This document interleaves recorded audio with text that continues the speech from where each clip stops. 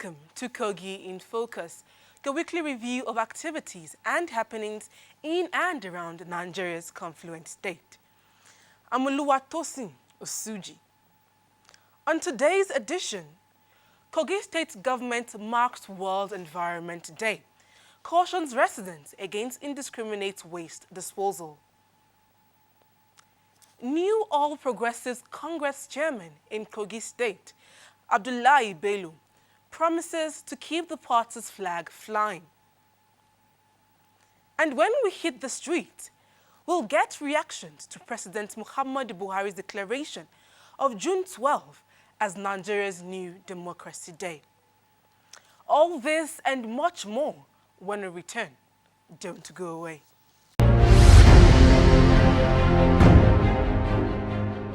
Welcome back. The national chairman of the All Progressives Congress, APC, John Odige Oyegun, and the members of the National Working Committee have called on all new state party chairmen to ensure reconciliation of all aggrieved members of the party, their top priority before the National Convention. Odige Oyegun gave the advice at the swearing-in ceremony of all state party chairmen in Abuja. There is need for reconciliation. There is need for give and take. There is need for compromise. And I hope that those of you sitting here will have the courage and the expanse of spirit to embrace those we may think have technically lost out, but who are still important party members.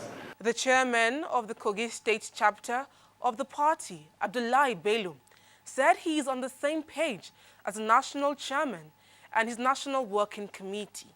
I know that the expectation is very high. My position is to reorganize the party and remain focused. I will not be biased in treating party matters. My policy is that I believe in hard work.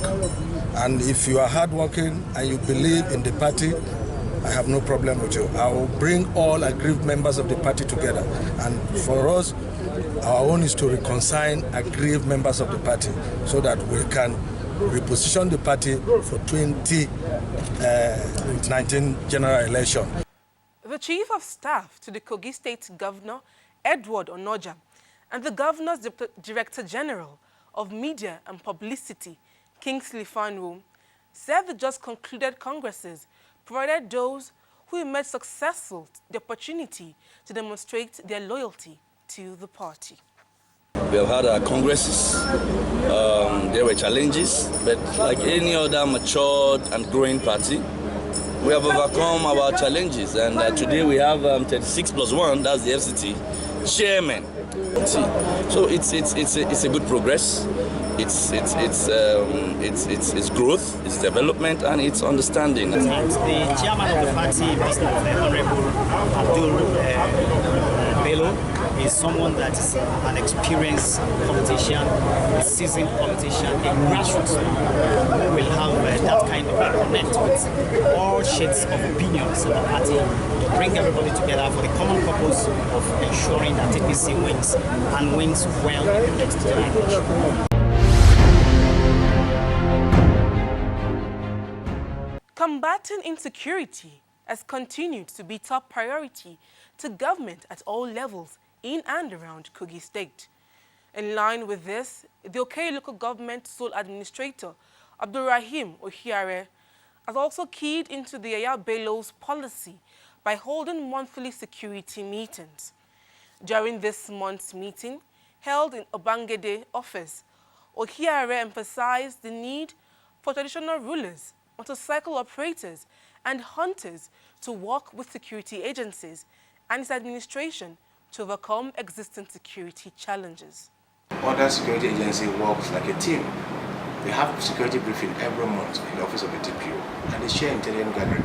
It's all about intelligence. If you don't have intelligence, you can't fight crime. It is not. There's no two way about that. It's not a spiritual something that you say you're going to go and do. It is a physical, practical things that you have to do. So we are getting the intelligence, and you know you pay to get intelligent information, and we've been doing that. We have people that give us information from the Fulani side. We equally have in the bureaus. The Okada people were here just now. The Road Transport Workers Union were equally here. These are people that get information, and we're working close together. So people should invest in intelligence gathering. When you invest, you get results.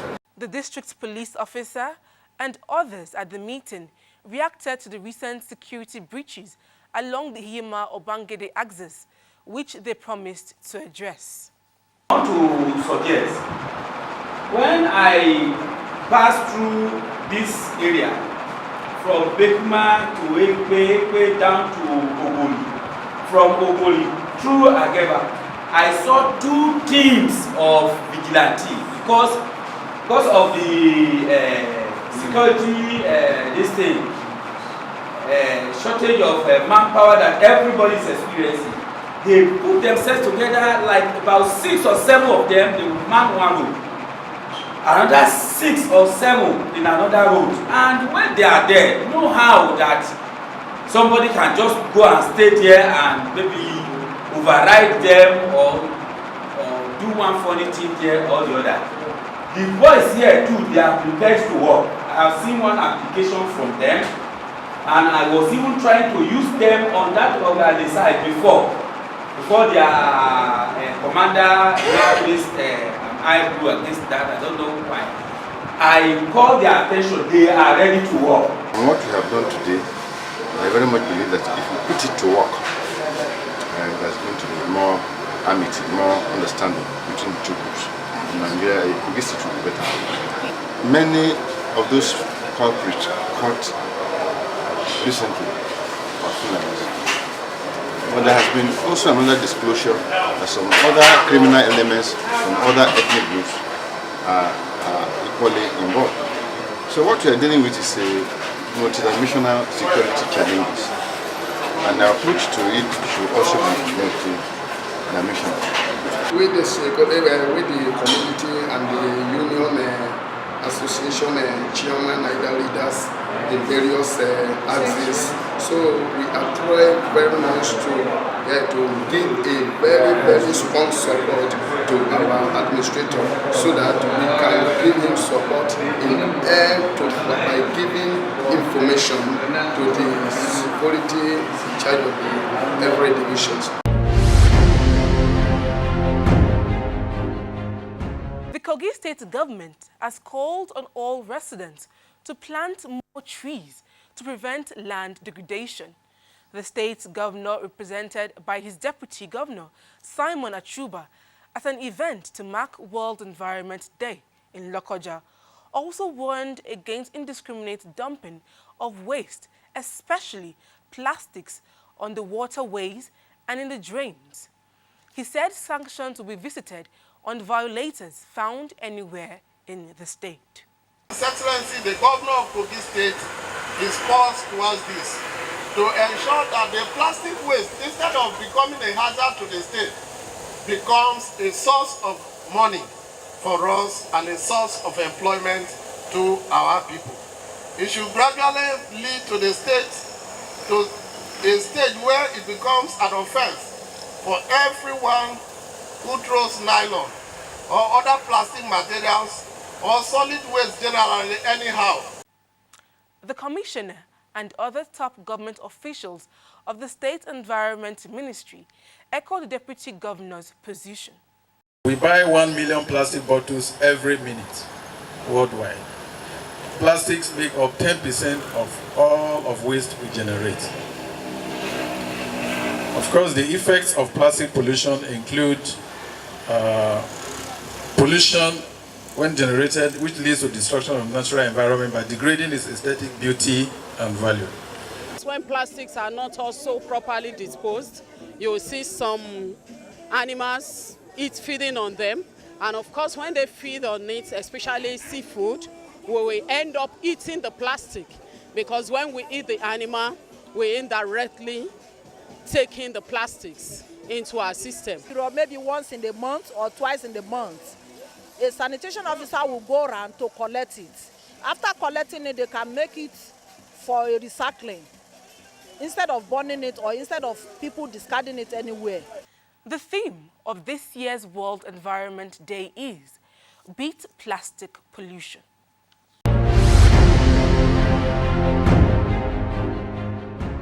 Youths across Kogi State say they are happy with the state's government's efforts at maintaining security and developing critical infrastructure across the state. A cross-section of youths from Mangongo, Ida, and the state capital, Lokoja, say they look forward to more efforts in the area of youth empowerment and job creation. Thank His Excellency for his good work that he's been doing in Kogi State. We want to thank him for what he has done in Ogori for giving us a good road and a good transformer. Many of us are Okada rider here. We don't have bike, we borrow bike to walk. What if our Alhaji can give us a good bike to this unit so that to use it to empower us? We'll be most very grateful. I can use myself as an example. I'm a graduate of Kogi State University. I study accounting. And I graduated in 2005 and I served 2006, but no job. And if there's even any creation of job opportunity, it is by whom you know.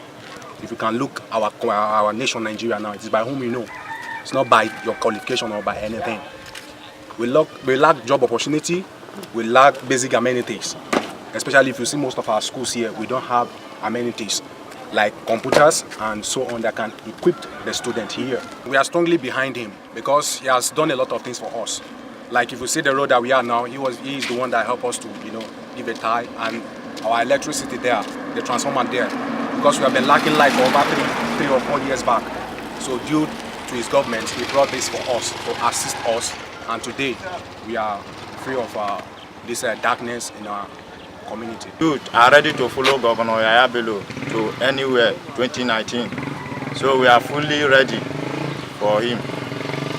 He helped us to repair our light, our road. We appreciate him very much. Youth in Ogori, Magongo, Ida, and Lokoja expressed optimism of successful elections in 2019 as they pledged their support for President Muhammadu Buhari and Governor Yahya Bello.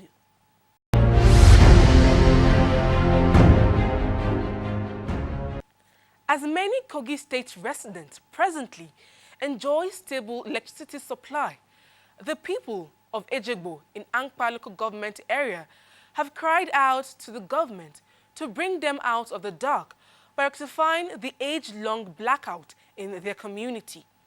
They complain that the current blackout has been on for more than 2 years. Past 7 years, it has not been standing. Each time we invite the NEPA people to come and check it for us, they will give us the complaint about it. And the complaint they used to give us is that it needs additional earth rod, in which we did with some cow dungs and 2 sacks of charcoal, in which we did, yet the transformer failed to serve us. Yes, well, I said on behalf of my community, I appeal to the state government, the local government, our sons and daughters outside, who are in position to help us, to come and rescue us from this darkness.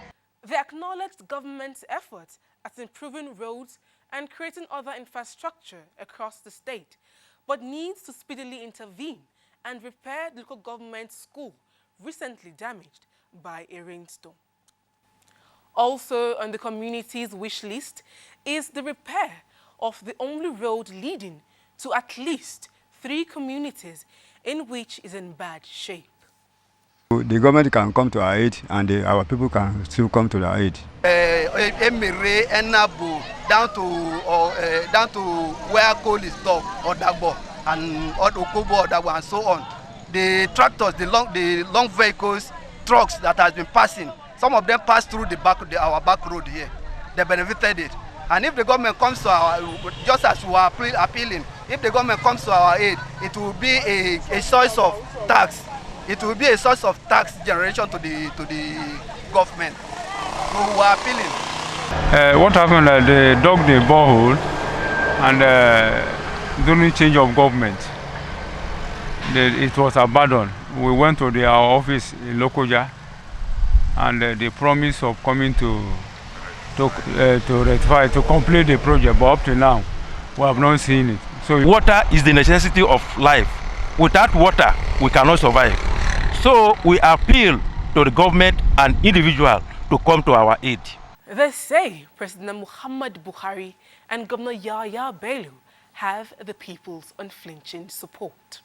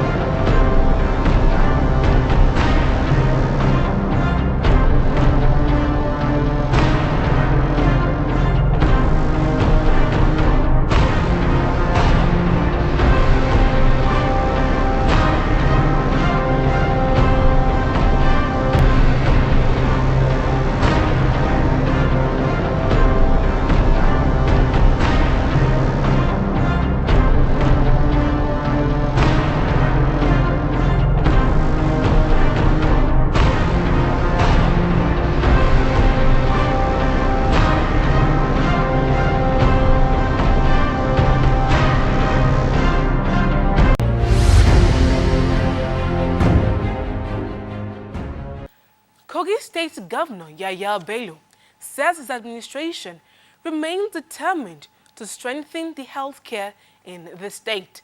Governor Bello said this in a statement released to journalists in Lokoja during the week through his Director General, Media and Publicity, Kingsley Fanwo. He said the soon-to-be completed high-tech diagnostic center is just one example of the state's government's commitment to healthcare development. He described the multi-million naira facility as key to healthcare management as in the state, as it will serve the dual purpose of preventing ill health as well as managing health conditions. The governor assured the people that the Health Plus scheme will continue to make healthcare accessible and affordable to the poor, saying expectant mothers are now at peace because the administration has made child delivery free in the improved health institutions across the state. The governor used the opportunity to extend his sympathy to the family of one of the directors in the state civil service, Haruna David, who passed on recently describing him as a hard-working and dedicated government official. Just when many thought the issue of whether June 12 or May 29 should be celebrated as Democracy Day in Nigeria, President Muhammadu Buhari set the cat among the pigeons. It would seem by declaring that from now on, June 12 will be the country's democracy, an obvious acknowledgement of the sanctity of the 1993 presidential election, widely believed to be won by late business mogul Moshood Kashimawo Olawale Abiola. This is the focus of this week's Views from the Streets, as we get the views of politicians from across party lines and the everyday Nigerian.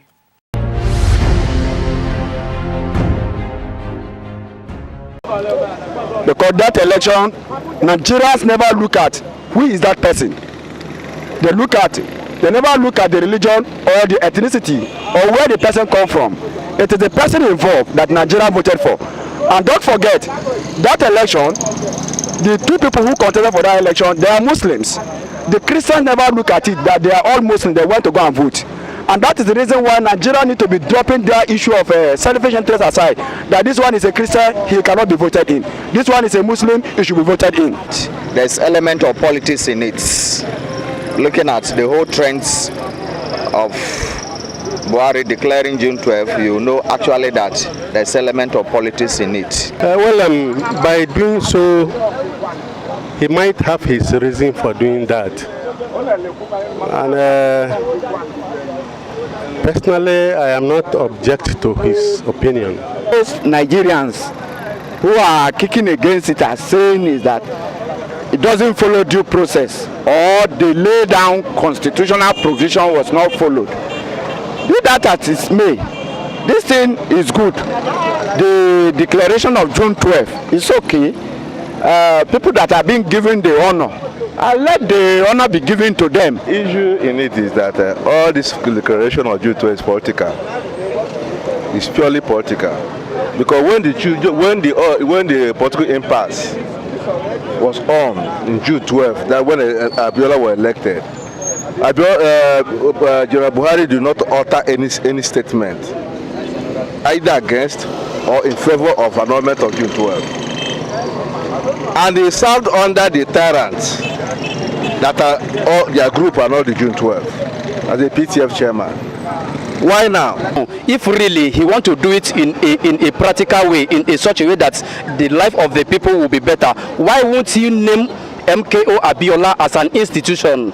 And now a running mate to MK Abiola is still alive and is healthy enough. So what will happen to the person? So if really he want to do it, let's allow the person to, in fact, after Buhari power, let's hand over the power to the person. This is the only way we can agree practically that yes, Buhari is immortalizing late MKO Abiola. To me, I welcome it. It's a very good development.